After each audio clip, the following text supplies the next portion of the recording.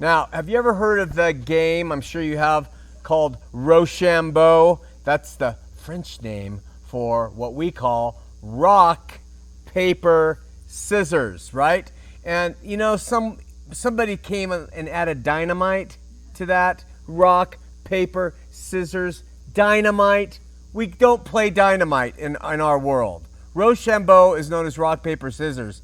And I want you to think about that because I'm giving you just kind of a tool to understand your approach to the faith, to the Christian faith. There are people who approach it with the rock way, and that means the law way. That means they throw stones at you. That means that they believe in the commandments that were written in stone by God on Mount Sinai. They're very legalistic. They want you to obey those rules, and they want everybody else to conform, and it's a very rockish way. Of course, we could always call Jesus the rock and go that route, but let's not do that. Let's just say that represents the Old Testament way.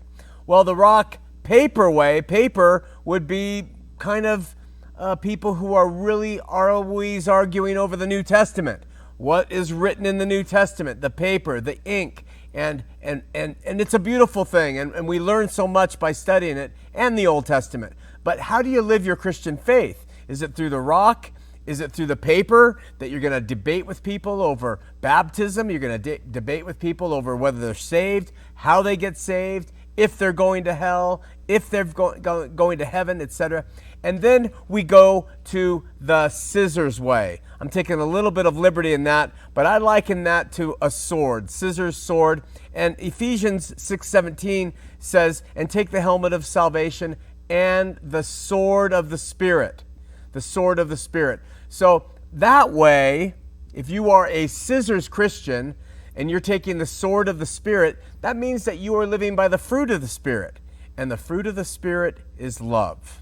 That is the thing. So you can be a rock Christian and you can say, listen, you got to obey the commandments. You can be a paper Christian and you can say, this is what the New Testament says. We're going to argue and debate over it. Or you can be a scissors Christian. And that is where the sword of the Spirit, which divides asunder between our mind, will, and emotion and God's Spirit in us.